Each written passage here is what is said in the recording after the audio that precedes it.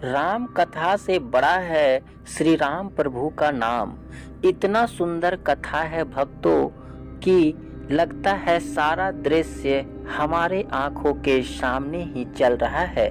आप बड़े मग्न होकर इस कथा को सुनिएगा। कथा शुरू करने से पहले आप एक बार मेरे साथ बोलिए, जय सीताराम, जय बजरंगबली। पुराणों में इस कथा का उल्लेख है कि अश्वमेध यज्ञ के पूर्ण होने के पश्चात श्री राम ने एक बड़ी सभा का आयोजन किया। सभी राजाओं को उसमें आमंत्रित किया गया। सभा में आए नारद जी के भड़काने पर एक राजा ने भरी सभा में ऋषि विश्वामित्र को छोड़कर सभी को प्रणाम किया। ऋषि विश्वामित्र गुस्से से भर उठे और उन्होंने राम से कहा कि अगर सूर्यास्त से पहले श्री राम ने उस राजा को मृत्यु दंड नहीं दिया तो वो राम को शाप दे देंगे। श्राप से भयभीत होकर श्री राम ने उस राजा को सूर्यास्त से पहले मारने का प्रण ले लिया।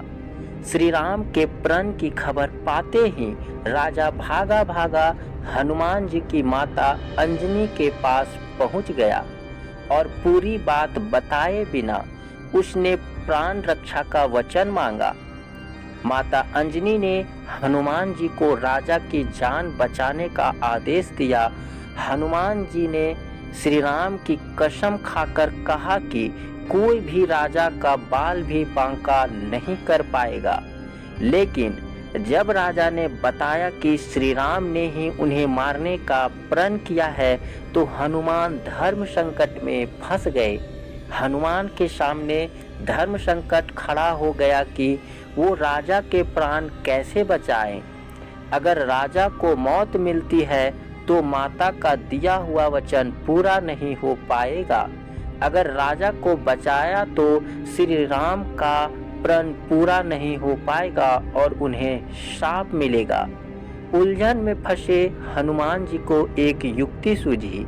हनुमान जी ने राजा से सरयू तट पर जाकर राम नाम जपने के लिए कहा।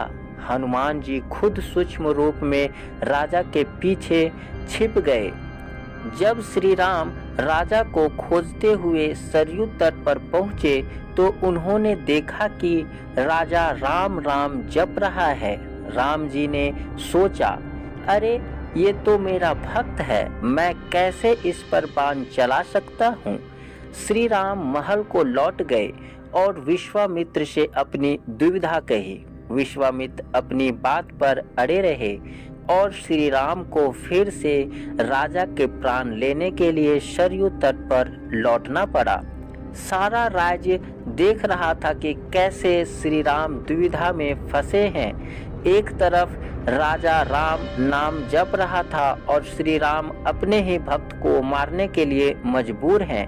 सभी सोच रहे थे कि ऐसे वक्त में हनुमान को राम के साथ होना चाहिए था, लेकिन हनुमान जी थे कहाँ।